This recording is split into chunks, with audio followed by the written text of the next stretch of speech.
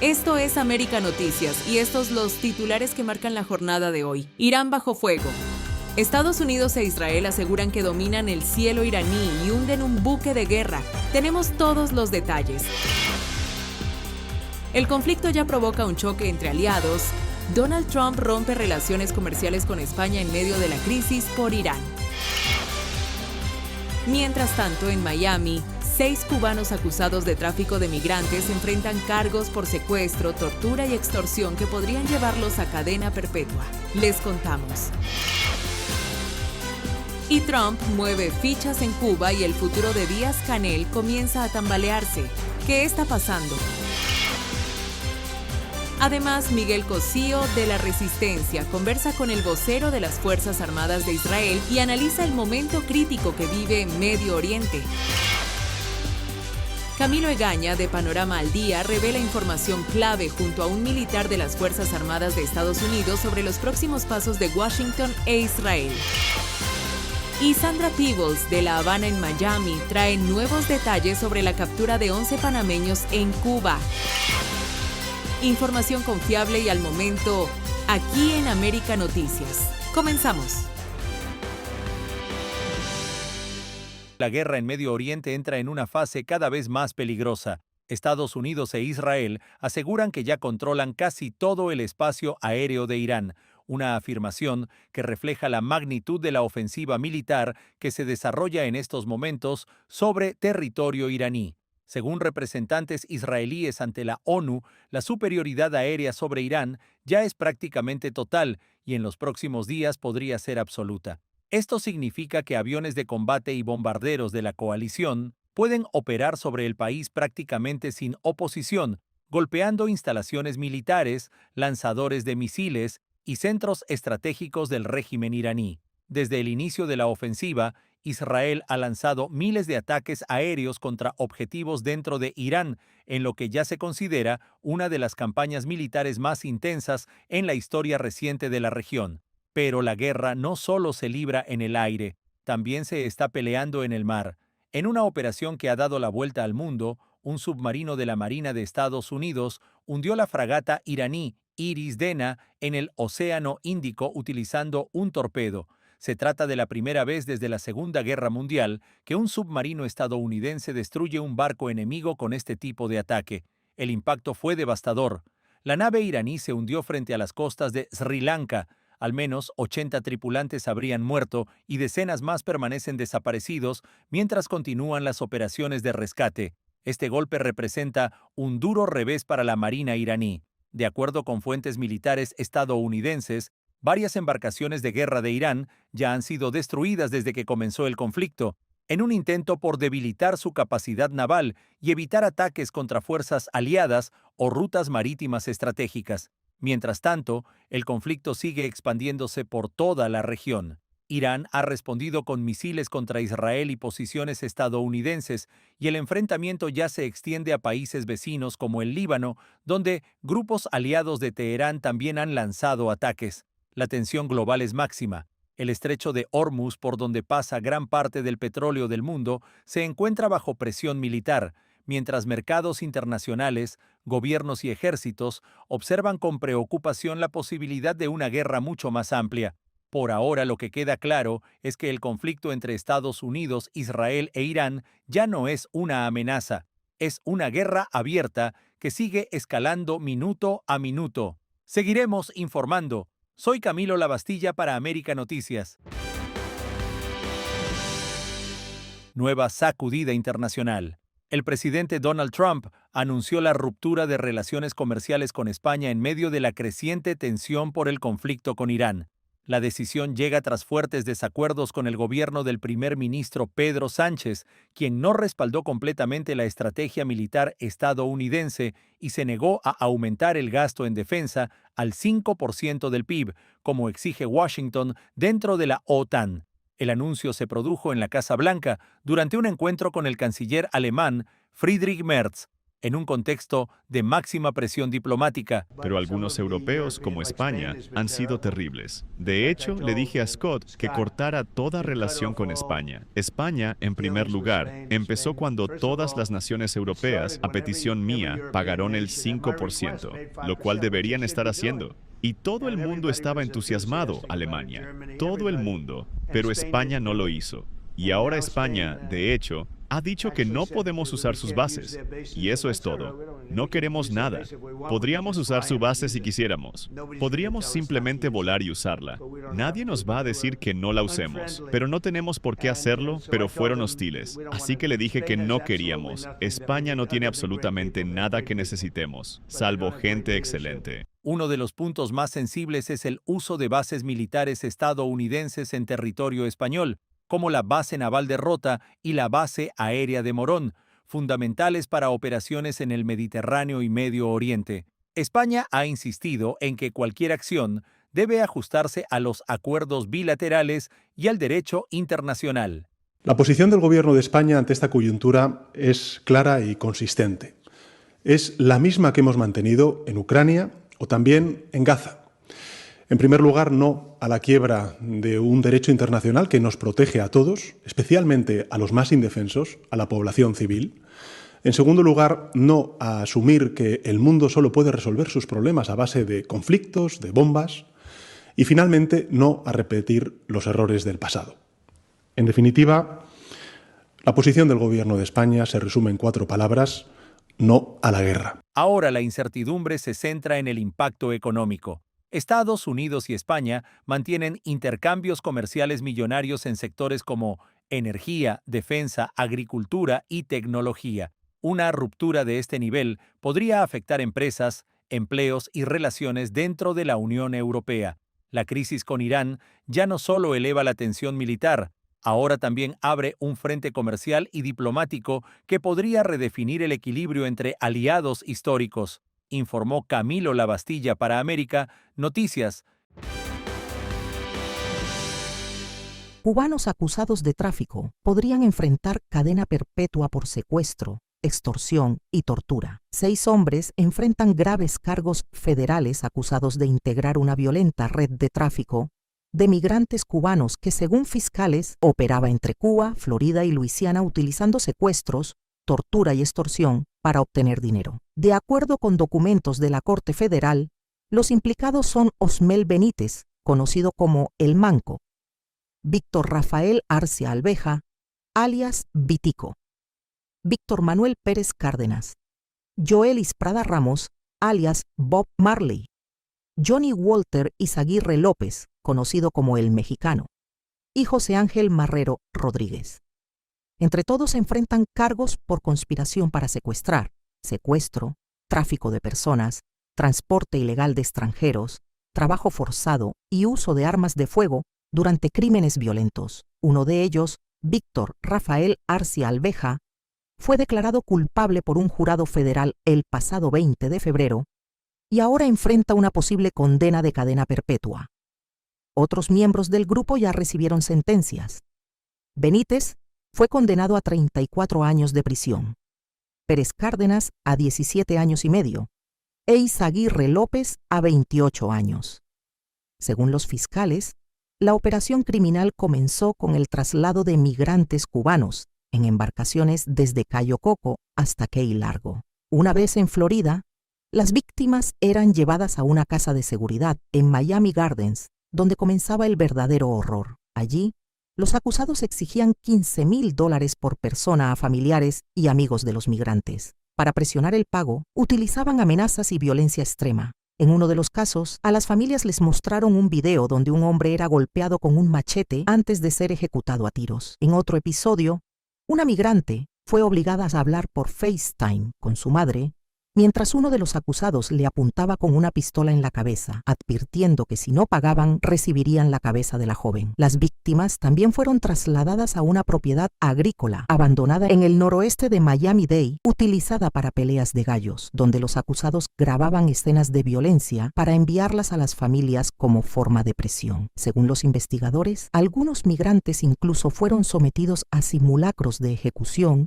y golpes con machetes. Cuando las familias no podían pagar, los miembros de la red intentaban trasladar a las víctimas a Luisiana para obligarlas a realizar trabajos forzados con el fin de saldar la deuda del tráfico. En ese momento, las autoridades lograron rescatar a varios migrantes.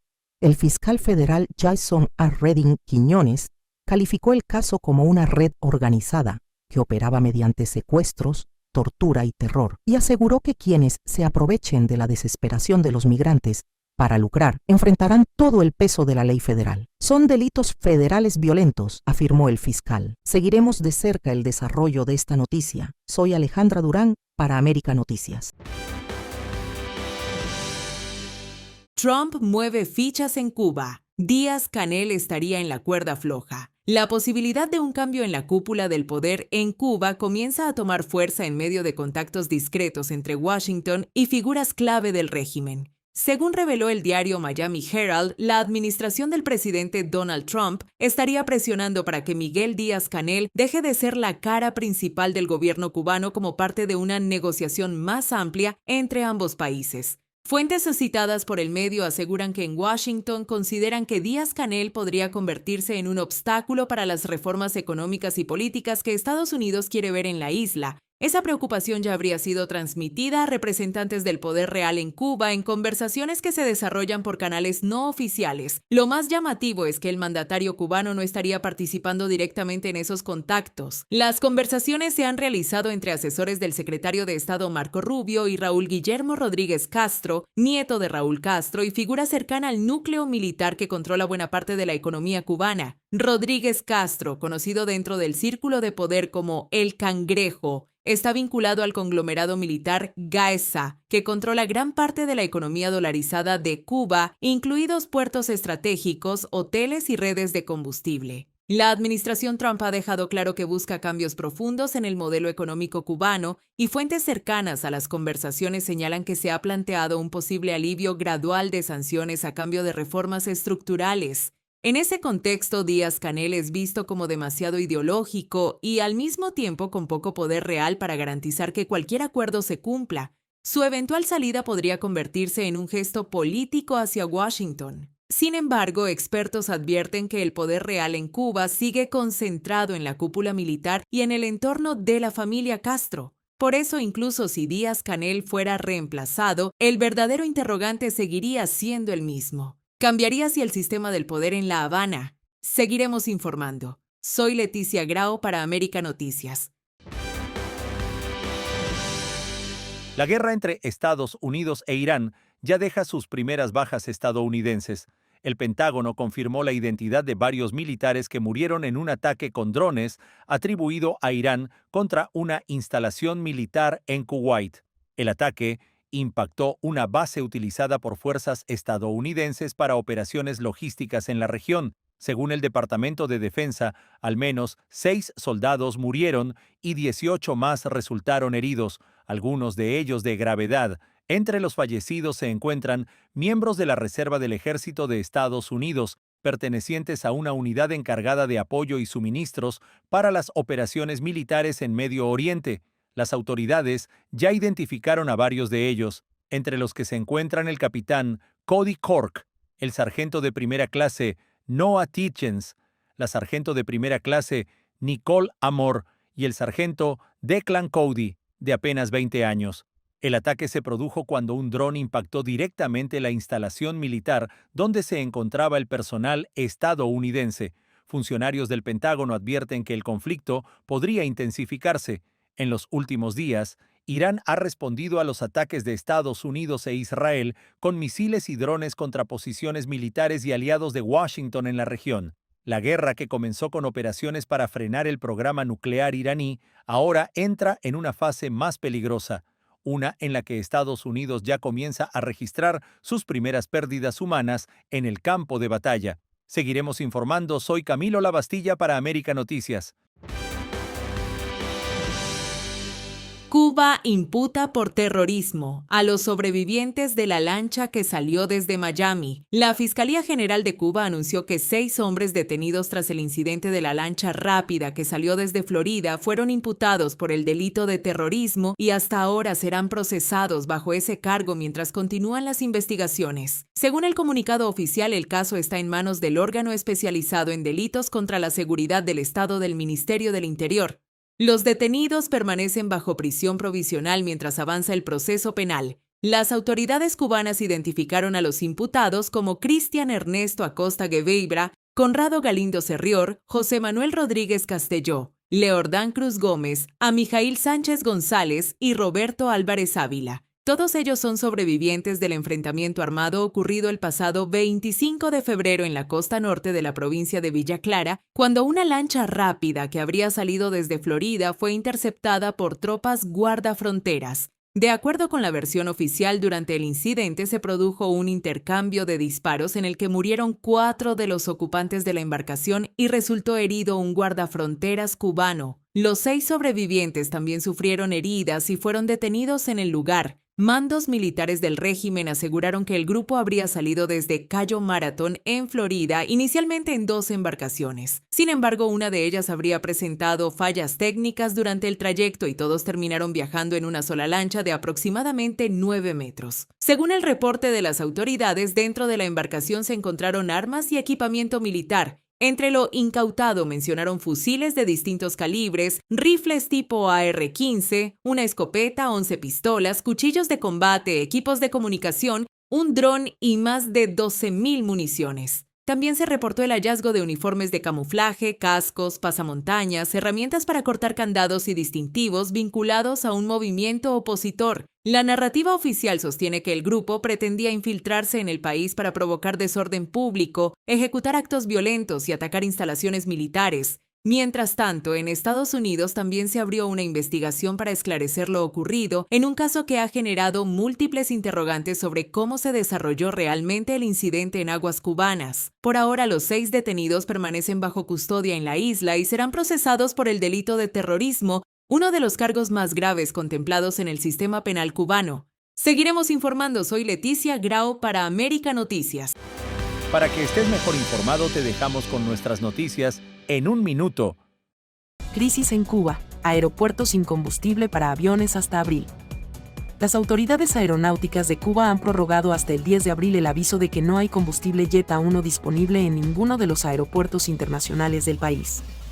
El no tan vigente indica literalmente Jet A1 fue el Nota VBL, lo que obliga a las aerolíneas a cancelar vuelos, reducir frecuencias o hacer escalas técnicas en otros países para repostar antes o después de operar en la isla. Ya varias compañías canadienses y rusas han suspendido temporalmente sus rutas, mientras aerolíneas europeas y latinoamericanas han optado por reconfigurar sus itinerarios, golpeando de lleno al turismo en un momento de fuerte crisis energética interna. Pollito Tropical se autorregala un Rolls-Royce por sus 33 años. Pollito Tropical celebró sus 33 años con un autorregalo de lujo, un Rolls-Royce negro con lazo rojo, con el que deja atrás su etapa anterior al volante de un Mercedes. En las imágenes se le ve conduciendo el auto, mostrando el interior de alta gama y presentándolo como símbolo de una nueva etapa de éxito personal y profesional. Por el diseño, todo apunta a un modelo tipo Ghost, cuyo precio base ronda los $350,000 y que, con personalizaciones, puede superar con facilidad los $400,000.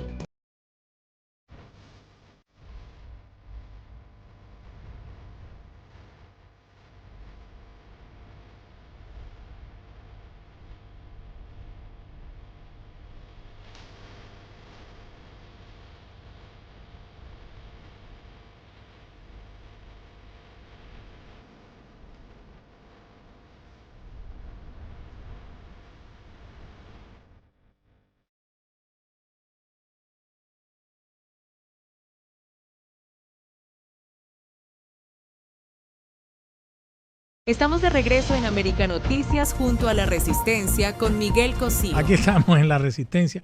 Hoy hay mucha información y por cierto, aquí tengo en mis manos el juego de la baraja castrista. Me veo un poco robótico, pero es parte de los duendes de la tecnología y de su quehacer diario. La baraja castrista, señores, ¿dónde usted puede comprar, adquirir esta baraja por un precio módico de lo que nos cuesta $25, nada más y nada menos que en el Museo Americano de la Diáspora Cubana? Se mete en internet, puede encontrar nuestra dirección. Nuestra dirección es 1200 Coral Way, Miami, Florida. El código postal es 33145 y más adelante les buscaré el teléfono porque no me recuerdo de memoria, pero ya puede apartar su juego de cartas. Vamos a hacer una gran promoción, etcétera, etcétera, etcétera.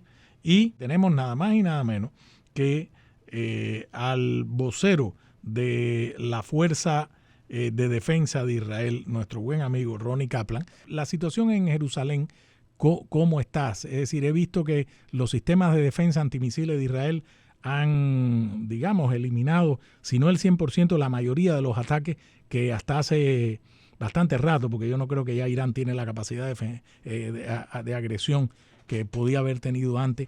¿La población está bien? ¿Estás bien en Jerusalén? ¿Cómo está la situación? La verdad que la situación está relativamente bien y estable. Te podría decir que quizás esperaba que Irán lance más misiles de los que lanzó. O sea, no es que está fácil. Tenemos que estar cerca de refugios prácticamente todo el día. Los niños no van a la escuela. La gente no va a los trabajos, muchos sitios cerrados, pero hemos sufrido también, quiero decir, sin peros, hemos sufrido 12 víctimas hasta el momento, pero estamos muy resilientes, con mucha esperanza, claro, y con mucho ímpetu, entendiendo que estamos en un momento histórico, intentando determinar con esta amenaza existencial que representaba el régimen iraní para el Estado de Israel. Claro, claro. Déjame hacerte esta pregunta rápido. He leído en algún medio por ahí que Israel cree haber eliminado a múltiples de los altos oficiales funcionarios del régimen iraní que estaban reunidos para elegir al próximo líder supremo. Creo que ya no les va a dar tiempo. ¿Es esto cierto? La verdad, Miguel, que yo soy consciente de lo que dicen los medios, como tú decís, pero en este momento yo no estoy en condiciones ni de confirmarlo, ni de desmentirlo. Perfecto, lo entiendo. Ronnie, vi una declaración anoche del primer ministro Bibi Netanyahu que decía que si no se tomaba esta acción ahora oportuna, Israel, y la frase me pareció, para mí la frase del día, Israel tenía la conciencia de que Irán en menos de un año podía tener, él lo llamó con una frase como inmunizado, es decir, que podía seguir adelante con el programa de misiles de intercontinentales de largo alcance y el programa nuclear, y que no habría una forma fácil de eliminarlo, de combatirlo, y que este era el momento oportuno. ¿Eso fue lo que dijo Bibi Netanyahu? Así es. Después de la guerra de junio del año pasado, una operación que llamamos León Ascendente, los iraníes, en vez de entender el mensaje, lo que hicieron fue seguir fortaleciendo su proyecto nuclear a través de este atrincheramiento de las infraestructuras nucleares debajo de la tierra aún más profundo, en búnkeres más profundos, y eso es lo que hubiese inmunizado, digamos, el proyecto, en el sentido que no habría bomba capaz de llegar a tal profundidad, y en el marco de una nuclearización iraní que va en contra de los acuerdos internacionales. Al mismo tiempo, los iraníes, después de junio, aceleraron su proceso de producción de misiles balísticos a razón de decenas por mes, y la planificación les lleva 8.000 misiles balísticos al año 2027. Los misiles balísticos también son, además del proyecto nuclear, una amenaza existencial. Y al mismo tiempo se iban financiando, entrenando, dándole conocimiento a los proxies en el Medio Oriente, a sus agentes iraníes, entes estatales y subestatales terroristas, que habían atacado a Israel uno tras otro después de aquel nefasto ataque de Hamas el 7 de octubre del 23, decía que Irán venía dándole dinero a ellos, tanto a los hutíes en el Yemen como a el Hezbollah en el Líbano, de 700 a 900 millones de dólares. Les pasó el año pasado, durante todo el año 2025, Miguel. Wow. Entiendo que finalmente el gobierno del Líbano pues le ha dicho directamente a la milicia terrorista Hezbollah que tiene que desarmarse. En tu opinión, con los tantos años que tú llevas en esto, ¿tú crees que Hezbollah lo va a hacer ahora o hay que ir por Hezbollah también? Nosotros estamos yendo por Hezbollah. Tenemos un acuerdo de cese de fuego que ellos venían violando de forma constante, pero la violación de la madrugada de ayer fue flagrante. Lanzaron misiles a la 1 y a las 3 de la mañana hacia ciudades como Haifa, desde el sur del río Litani. La zona del sur del río Litani es una zona, según este acuerdo de cese de fuego, también según la resolución 1701 de Naciones Unidas del año 2006, y cualquier otro tipo de conversaciones que hemos tenido con los libaneses, estaba clarísimo que no puede haber ni personal de Hezbollah, ni tampoco armamento de Hezbollah en el sur del Líbano, y de allí del sur del Líbano fue donde atacaron. Es por eso que lo que nosotros hicimos a este respecto es desplegar hoy una defensa avanzada, es decir, tropas en dentro del Líbano, pero solamente unos metros, en la zona del límite, allí en el sur del Líbano, y la tropa está creando una capa adicional de seguridad para las comunidades del norte de Israel, que en aquel momento, en octubre del 23, se tuvieron que empezar a evacuar 60.000 personas. Hoy no se van a evacuar, vamos a crear esa capa adicional, al tiempo que hemos alcanzado más de 70 objetivos Hezbollah el día de hoy en el Líbano, y estamos absolutamente comprometidos con hacer cumplir este acuerdo. Todos estamos conversando con el gobierno libanés y mantener canales de comunicación, pero vamos a hacer todo para que Hezbollah esté ahí, porque no puede estar ahí, porque es un peligro demasiado grande para nuestra población civil. Mi querido Ronnie, ojalá en el curso de los siguientes días podamos volver a conversar, y esta vez vía en video. Primero te felicito por tu trabajo siempre espléndido a través de los años, hablando en nombre de las fuerzas de Israel, y además por tu ascenso que no sabía, mayor. Así que te mando un gran abrazo, mi solidaridad en la distancia, allá en Jerusalén, una de las ciudades, señores, que todo ser humano tiene que ir, Jerusalén. Un fuerte abrazo, Miguel. Un gusto estar contigo. Gracias. Vamos a la pausa. Ronnie Kaplan, vocero de las Fuerzas de Defensa de Israel. América Noticias junto a Panorama al Día con Camilo Egaña. Experto en seguridad internacional, analista político, veterano de guerra de Estados Unidos, Luis Rodolfo Quiñones. Señor Quiñones, ¿cómo está usted? Pues bastante ocupado, te puedes imaginar. Tenemos muchísimas noticias, el mundo está cambiando constantemente. Totalmente. No se está poniendo atención a muchas áreas. Mucha gente no sabe que también tenemos una guerra abierta, como lo declaró Pakistán contra Afganistán, que está impactando también la misma situación ahí en Irán. Así que no es solo en un área, pero se está expandiendo desafortunadamente. Señor Quiñones, mi primera pregunta. ¿Cree usted que en Irán sería posible repetir el actual experimento que se vive en Venezuela? ¿Lo cree posible? No se puede, porque en realidad la gente haya estado aterrorizada y hay demasiada pasión religiosa de la gente en Venezuela. Eran problemas económicos que la gente en realidad estaba sufriendo, pero aquí estamos hablando de una pasión de talos niveles que la gente no entiende razón. A ellos no les importa, son fanáticos y están dispuestos a, como hemos visto, a cometer suicidio solo para mantener esa creencia que ellos tienen. Pero yo creo que este conflicto no va a durar más de unos 10 días y mucho, porque en realidad ahora le quitamos las uñas a Irán. ¿Y con qué va a pelear? No tienen ni drones, no tienen los drones que llegaban de, casi 1000 drones que llegaban de Venezuela, ya no los tienen. No tienen tampoco motores para los motores. Ahorita se cree que ellos tienen, sin mucho, miles de drones de los que habían guardado, que en realidad no les quedaría, ya que por lo menos 60-70% de ellos son destruidos en el aire. Así que las posibilidades de que ellos vayan a seguir haciendo daño no va a ser posible.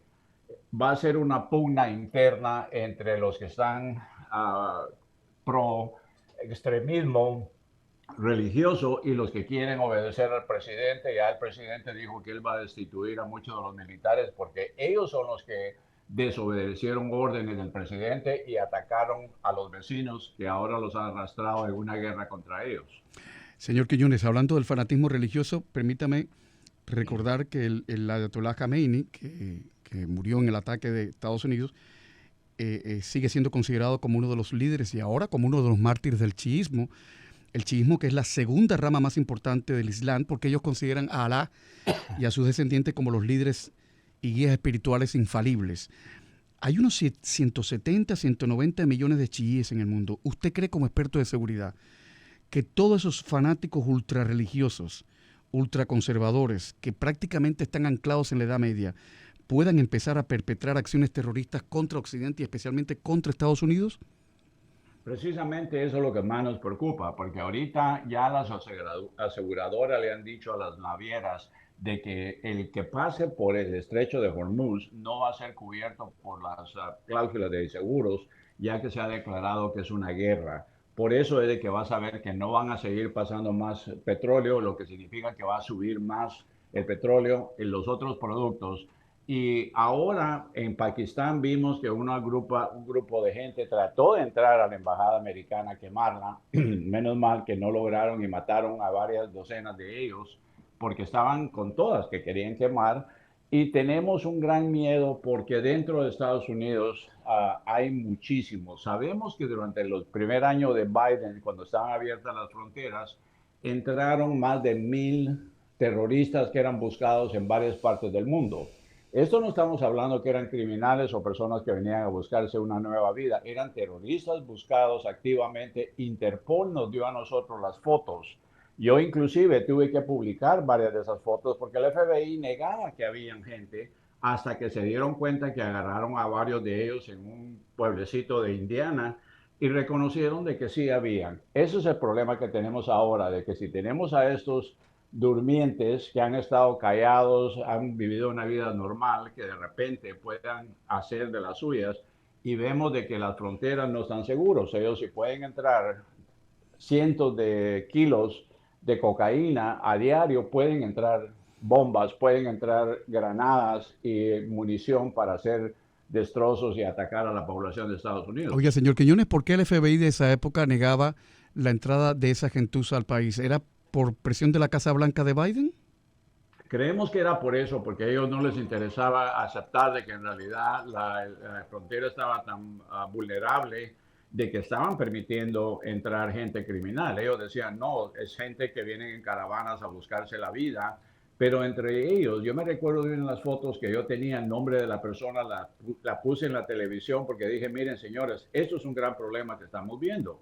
Se mira una mujer que estaba entrando, la buscaban en Francia porque era parte de los grupos terroristas que hizo ataques, pusieron una bomba en Francia, y se mira entrando tranquila con un grupo de hondureños y gente de Guatemala en las fronteras, como que hubiera entrado Pedro por su casa. Y el FBI se les dijo, señores, no, eso no es cierto, que se parece a ella, que no es ella, hasta que no lograron capturar y varios ex agentes del FBI que habían dejado el departamento porque se volvió woke. Recordemos de que ellos estaban más interesados en poner a toda esta gente que no estaba calificada porque eran homosexuales o porque eran lesbianas o porque tenían alguna agenda diferente, los pusieron a supervisar y les interesaba más eso que la seguridad del país. Por último, señor Quiñones, experto en seguridad, hay más de 1.500 estadounidenses que están pidiéndole desesperadamente ayuda al Departamento de Estado para salir de Medio Oriente.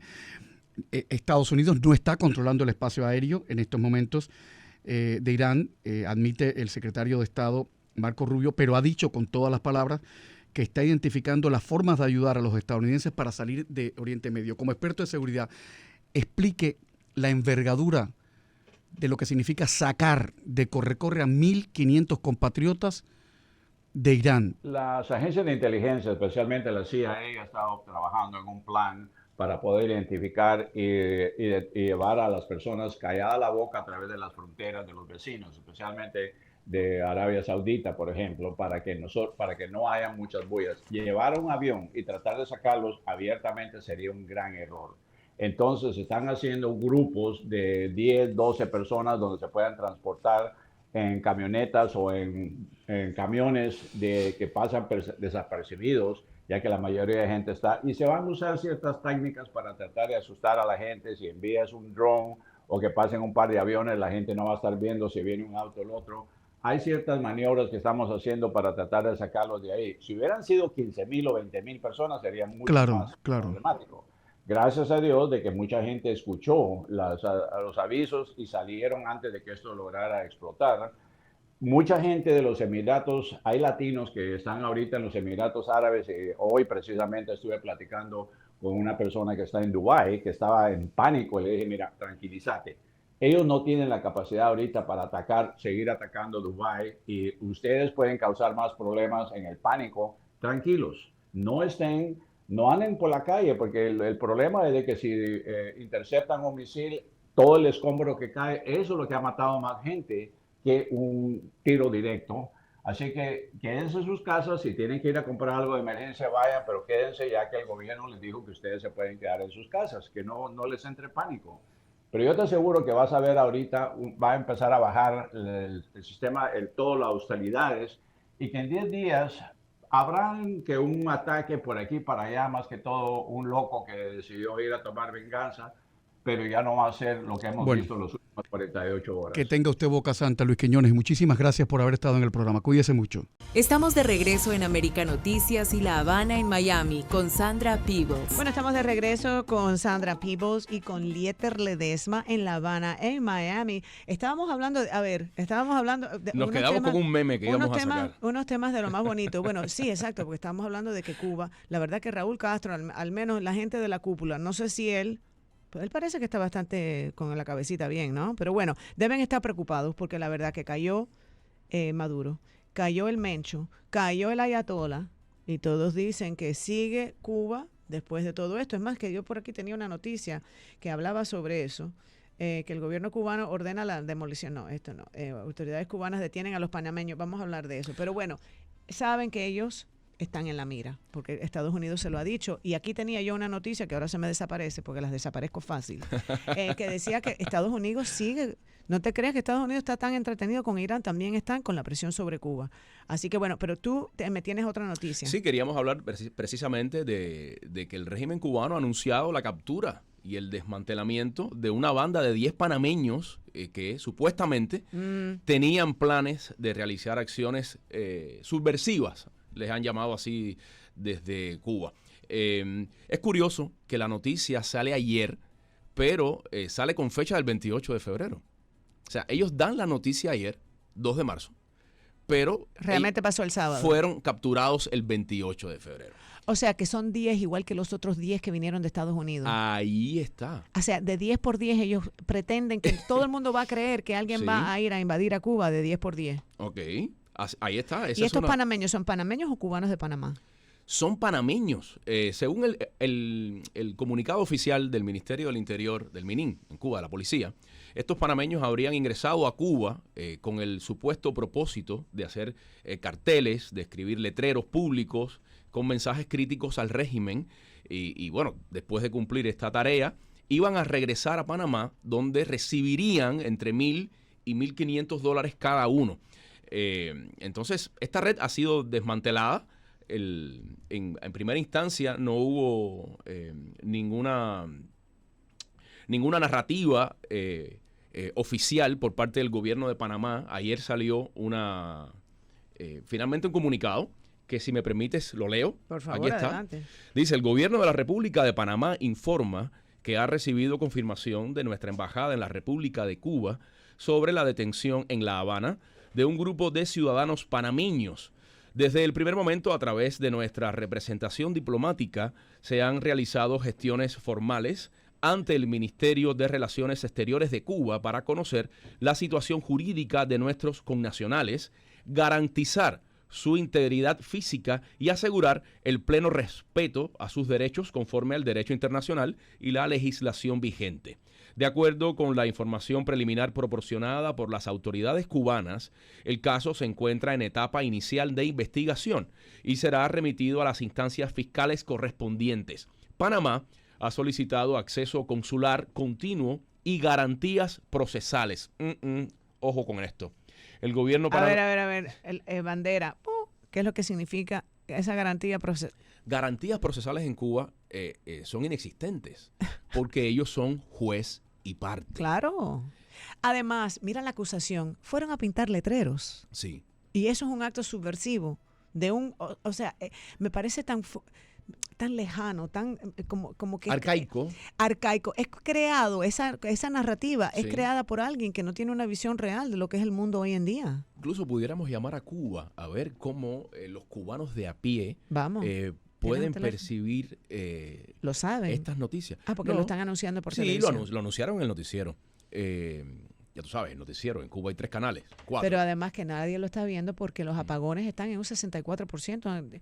Dicen que los apagones son interminables. Sí, pero la gente habla mucho en la calle. Entonces, a lo Si mejor... uno lo ve... Si uno lo ve, dice, ¿te enteraste lo de los panameños? Niña, han cogido 10 panameños que venían a pintar carteles y se reúnen Así mismo lo en una dicen. esquina. Y Eso está demasiado se raro. entera todo el mundo.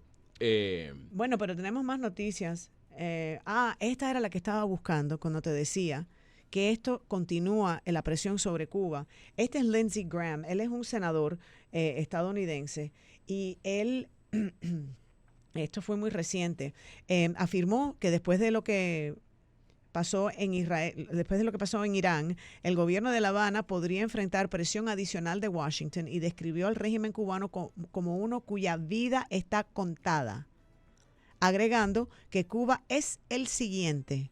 Así que bueno, nada, esto es un jueguito para nosotros de esperar a ver qué sucede. La única esperanza realmente que yo albergo está centrada en que la vida de los generales nonagenarios, octogenarios que están en Cuba, pues llegue a su fin. Bueno, vamos a no inventar, pero déjame repetir la historia que pasó esta semana en Irán. Estaban reunidos, quote, generales, los ayatolás, y rácata, le zumbaron la bomba a toda esa gente que estaba reunida. Esos señores negocien o lo van a lamentar. No sé, es lo que ha dicho el presidente. Es posible.